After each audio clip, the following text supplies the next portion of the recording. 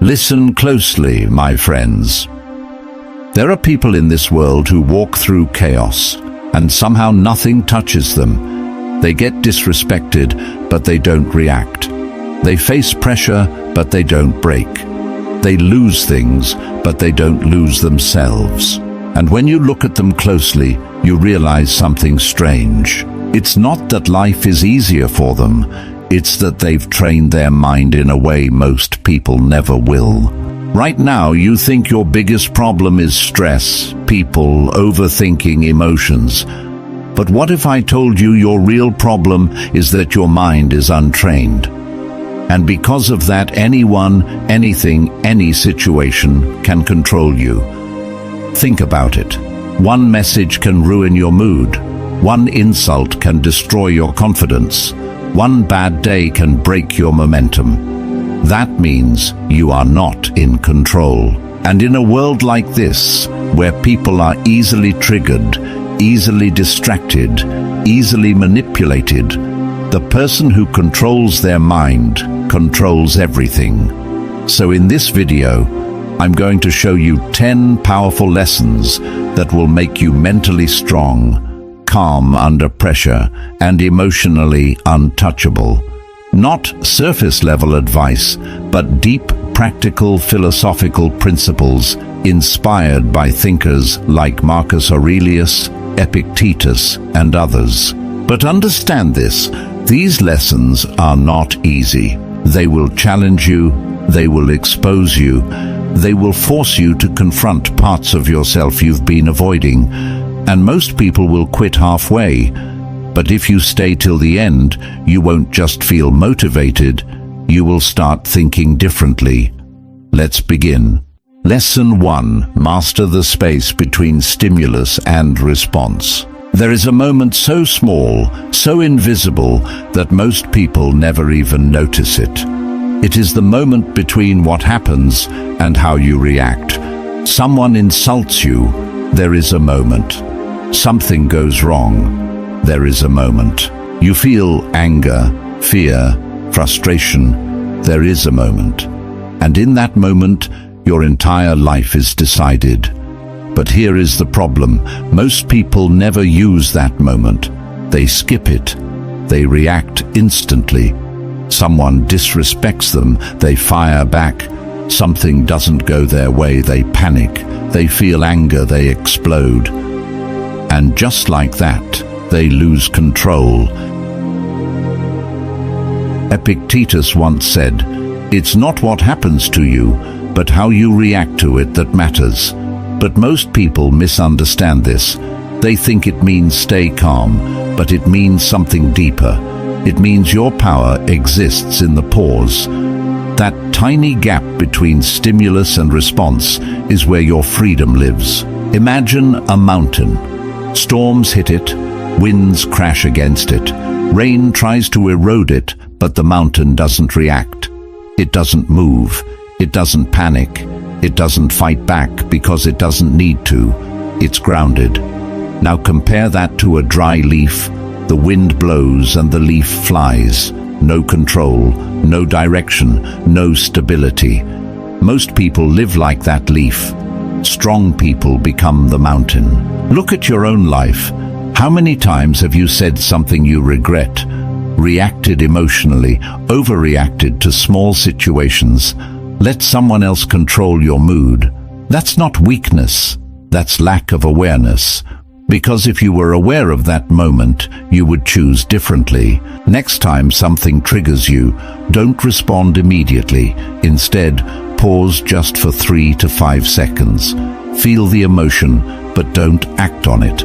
Observe it like an outsider and ask yourself, do I want to react or do I want to respond? That one question changes everything. Marcus Aurelius wrote, "You have power over your mind, not outside events. Not some power, not partial control, complete power, but only if you use it. Because if you don't control your reaction, the world will." Think of the ocean. On the surface, waves are chaotic, loud, violent, but deep below it's silent, still, untouchable. Your mind has levels, Most people live on the surface, which is why every small thing disturbs them. But when you train yourself to pause, you drop deeper and suddenly nothing shakes you the same way. The moment you stop reacting instantly, you stop being controlled. You stop being predictable.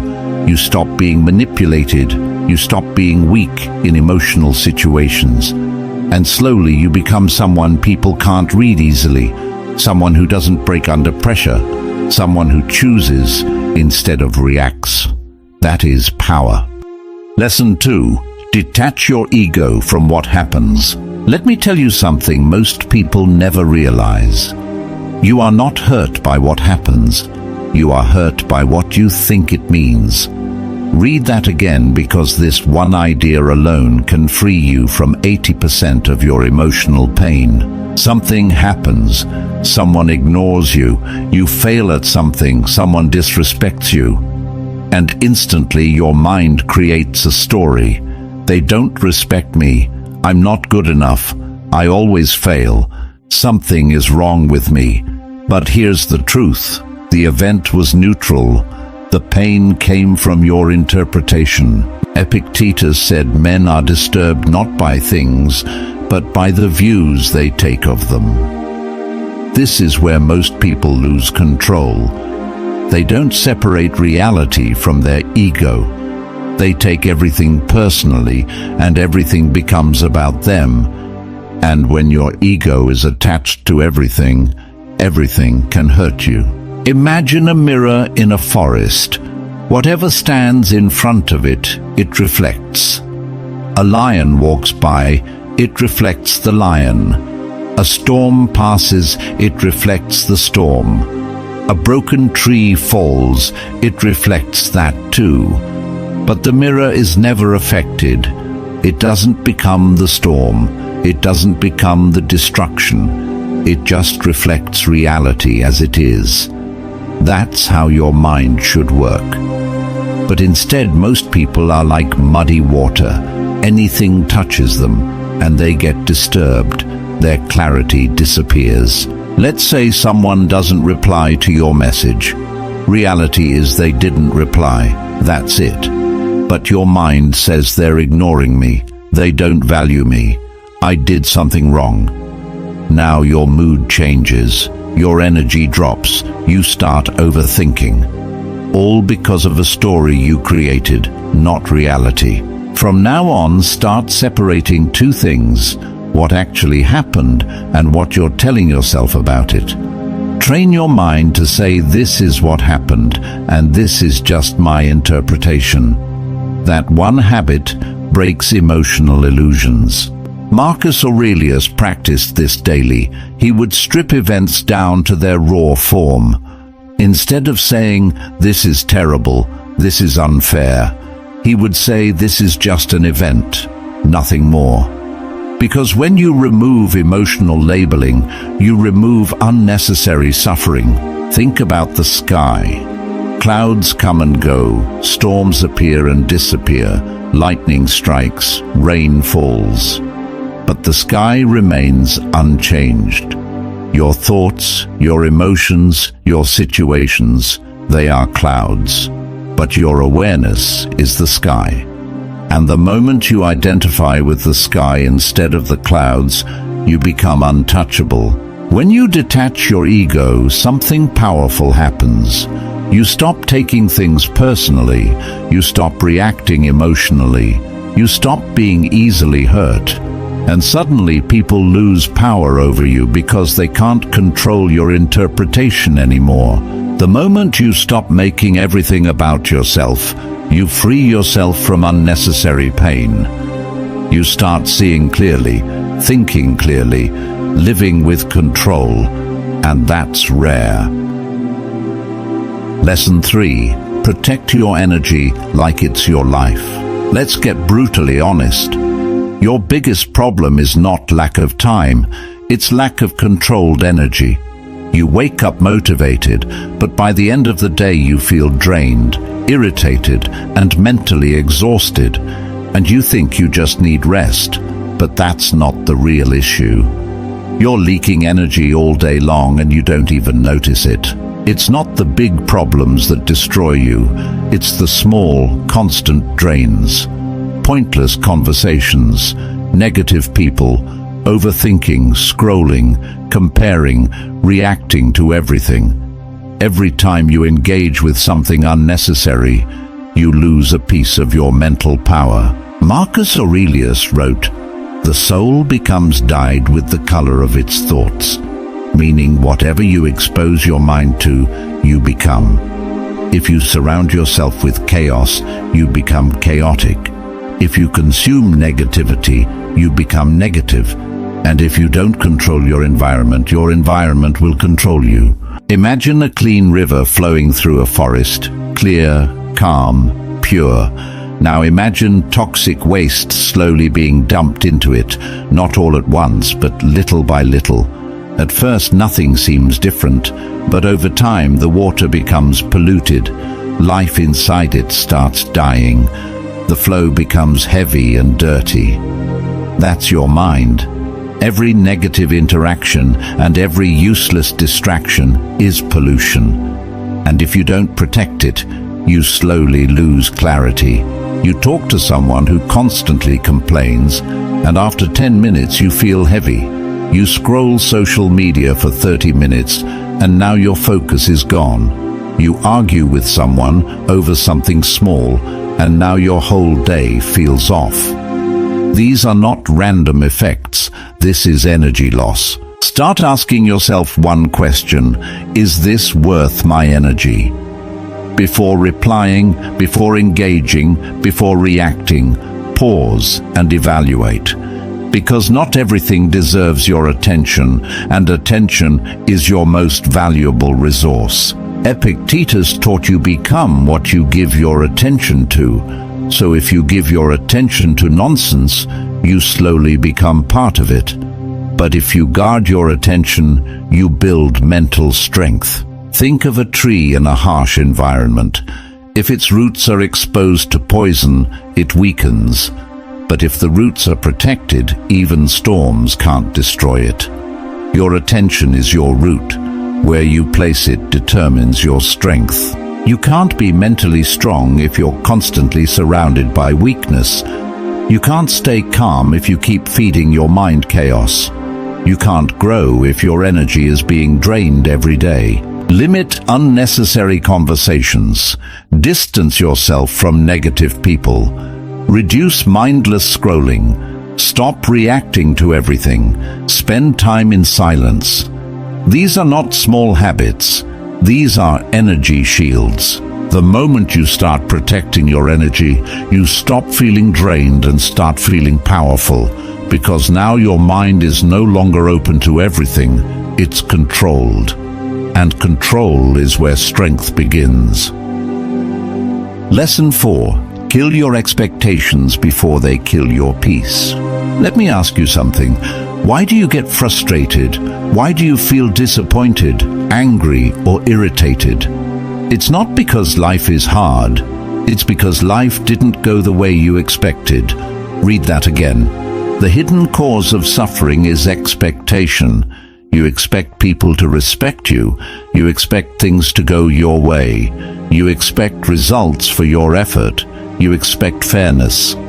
And when reality doesn't match that expectation, you suffer, not because of reality, but because of the gap between what is and what you wanted. That gap is where frustration is born. Marcus Aurelius understood this deeply. He trained himself every morning to expect difficult people, unfair situations, unexpected problems. Not because he was negative, but because he was prepared. Imagine a river flowing through rocks. The river doesn't expect a straight path. It doesn't get angry at obstacles. It doesn't stop and complain. It adapts. It flows around, over and through, because it doesn't have expectations. It moves with reality. But humans expect a straight road, and when life gives them rocks, they break. You help someone and expect appreciation, but they don't appreciate you, and now you feel hurt. But the pain didn't come from helping. It came from expecting something in return. You work hard and expect success. Things don't work out, and now you feel like a failure. Again, not reality, expectation. Start doing this. Before anything happens, tell yourself things might not go my way, people might disappoint me, plans might fail. This is not negativity, this is mental armor. Because when you expect less, you handle more. Epictetus said, "Do not seek for things to happen as you wish, but wish for things to happen as they do happen." That's power. It means stop trying to control reality and start aligning with it. Think about the weather. Sometimes it rains, sometimes it's sunny, sometimes it storms. You don't control it, but imagine getting angry every time it rains. Sounds stupid, right? But that's exactly what you do with life. You get angry at things you never had control over. Expectation is a silent contract that the world never signed, and every time that contract breaks, you suffer. Do your work without expecting results. Help people without expecting gratitude. Plan your day but accept uncertainty. Expect challenges before they happen. This doesn't make you weak. It makes you unshakable. The moment you stop expecting life to be perfect, you stop being disappointed by reality. You become flexible, calm, stable. Like the river, you don't fight life anymore. You flow with it. Lesson 5. Turn pain into power. Let's be real. You feel anger, you feel frustration, you feel pain. And your first instinct is, I need to get rid of this. So what do? You distract yourself, you suppress it, you avoid it. But here's the truth no one tells you. Your negative emotions are not the problem. Your inability to use them is. Anger, frustration, pain. These are not weaknesses. They are raw energy. Uncontrolled, they destroy you. Controlled, they build you. The Stoics never said don't feel. They said feel, but don't become. Meaning you can feel anger without letting it control your actions. You can feel pain without letting it define your identity. Think about a volcano. Inside there is pressure, heat, explosive energy. If it erupts uncontrollably, it destroys everything around it. But that same volcanic energy over time creates the most fertile land on Earth. Life grows from it. That's your anger. Uncontrolled destruction, controlled creation. Someone disrespects you and you explode, you argue, you lose control. Later you regret it. Same situation, but this time you stay silent. You take that anger and channel it into working harder, improving yourself, building discipline. Now that same anger just upgraded your life. Next time you feel a strong negative emotion, don't suppress it and don't react instantly. Instead, ask yourself, how can I use this? Turn anger into action, turn frustration into focus, turn pain into progress. Marcus Aurelius believed obstacles are not in your way, they are the way. Meaning the very thing hurting you is the thing meant to build you. Think of pressure deep inside the earth. Over time, that pressure creates diamonds. No pressure means no diamond. Same with you. No pain means no growth. If you keep avoiding discomfort, you stay weak. If you learn to use it, you become dangerous. When angry, train harder, work harder. When frustrated, focus deeper. When hurt, build something meaningful. When rejected, improve yourself. Don't waste emotional energy, redirect it. The moment you stop running from pain and start using it, you become unstoppable. Because now nothing can break you, everything becomes fuel. Lesson 6.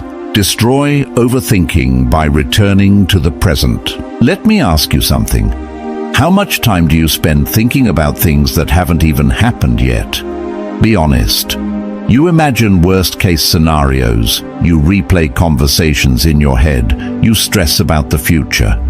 And slowly you start feeling anxious without anything actually happening. Overthinking is not thinking.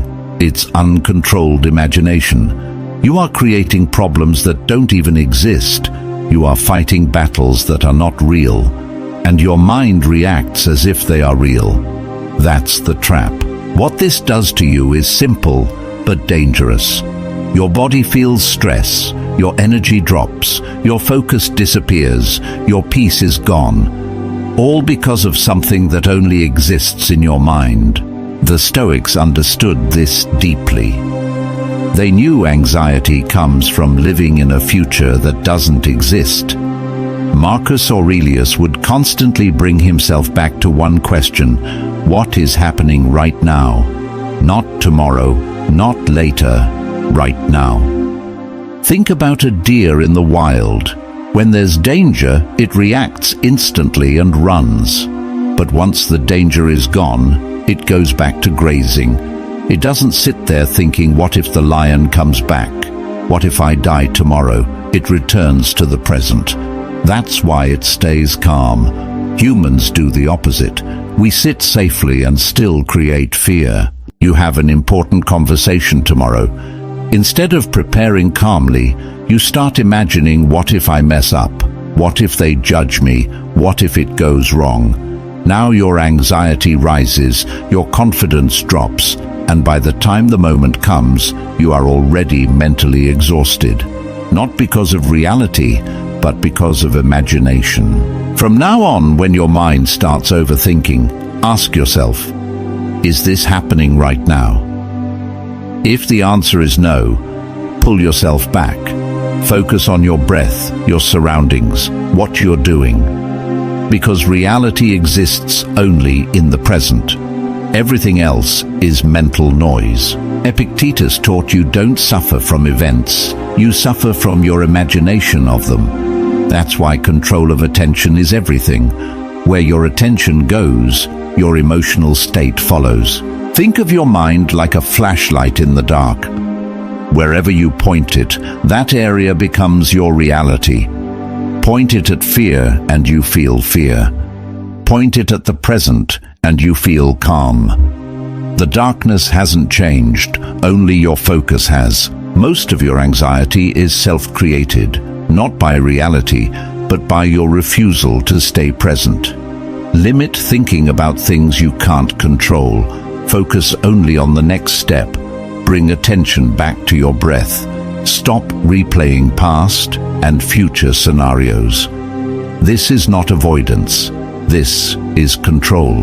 The moment you stop living in your imagination, you start living in reality. And in reality, most things are not as bad as your mind makes them. That's where peace begins. Lesson 7. Stop needing approval. Let me ask you something honestly. How much of what you do is actually for yourself, and how much of it is for approval? Think about it. You post something and then keep checking who liked it. You do something good and wait for appreciation. You achieve something and want recognition. And when it doesn't come, you feel unseen, unappreciated, not enough. That means one thing: your self-worth is in someone else's hands. The moment you start depending on approval, you lose freedom. Because now your mood depends on others, your confidence depends on others, your decisions depend on others. And slowly, you stop being yourself. You start performing, acting, adjusting, just to be liked. Marcus Aurelius wrote, "I am not made for what others think of me." Think about that. Most people live like this. If they like me, I'm valuable. If they criticize me, I'm worthless. That's emotional slavery. Look at the sun. It shines every day. It doesn't ask, do they like my light? Are they appreciating me today? It doesn't care if it's cloudy or if people notice. It just shines. That's power. Now compare that to a candle in the wind. A small breeze and it flickers. That's someone who depends on approval. You do something good but no one notices, and suddenly your motivation drops. Why? Because you weren't doing it for yourself, you were doing it for validation. And without it you feel empty. Start asking yourself daily, did I act according to my values? Not did people like me, or did I get praised? If the answer is yes, that's enough. Because real confidence comes from self-respect, not applause. Epictetus taught, if you want to improve, be willing to be seen as foolish, meaning stop trying to look perfect, stop trying to impress everyone, because growth requires discomfort, and approval seeking kills growth. Think of a tree growing in the forest. It doesn't compare itself, it doesn't ask for validation, it doesn't stop growing because no one is watching. It grows because that's its nature. That's how you should live. If praise can make you feel powerful, criticism can destroy you, because both come from external control. So do things even when no one is watching. Stop checking for validation constantly. Accept that not everyone will like you. Focus on your standards, not others' opinions. Build a system where your opinion about yourself matters more than anyone else's. Because the moment you stop needing approval, you become free. Free from opinions, free from pressure, free from emotional dependence. And when you're free, you become dangerous in a world full of approval seekers. Lesson 8. Learn to sit with yourself. Let's be honest. When was the last time you sat alone with no phone, no music, no distraction, just you and your thoughts? Most people can't do it. The moment silence appears, they reach for something. A screen, a video, a conversation. Why? Because deep down they are uncomfortable with themselves. Silence is not the problem. What comes in silence is the problem. Your thoughts, your insecurities, your fears, your unresolved emotions, and instead of facing them, you escape. But here's the truth. What you avoid controls you. The Stoics didn't run from their mind, they trained it. They spent time in stillness, reflecting, observing, understanding. Because they knew if you can't sit with yourself, you can't control yourself. Imagine a lake. When the surface is disturbed, you can't see anything clearly. Everything is blurry and unstable. But when the water becomes still, it reflects everything perfectly, clear and undistorted. That's your mind. When you're constantly distracted, your thoughts are unclear and emotions unstable. But in stillness, clarity appears. You feel something off. Stress, anxiety, confusion. And instead of understanding it, you distract yourself. You scroll, you watch, you talk, you escape. And temporarily it feels better, but later it comes back stronger because you never faced it. Start small. Every day sit in silence for 10 minutes. No phone, no music, no distractions. Just observe. Don't fight your thoughts. Don't judge them. Just watch like clouds passing in the sky. Marcus Aurelius used to write to himself daily, not for others, not for validation, but to understand his own mind. That's why he was calm, because he knew himself. And when you know yourself, nothing surprises you. Think of the night sky.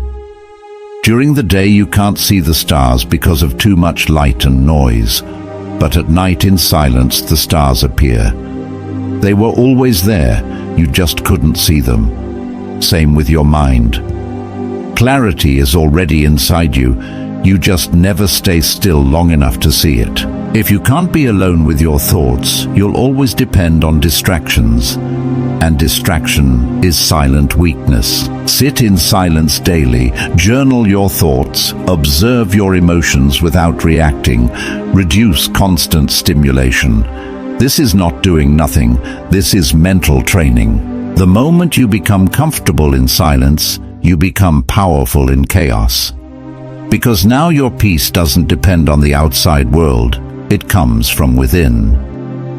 Lesson 9. Stop letting small things control you. Let me ask you something. The thing that's stressing you right now, will it matter in 1 year? Think carefully. That argument, that mistake, that embarrassment, that delay, will it still matter? Most of the time, no. Yet right now, it feels huge, overwhelming, like it's everything. The hidden problem is simple. Your perspective is too small.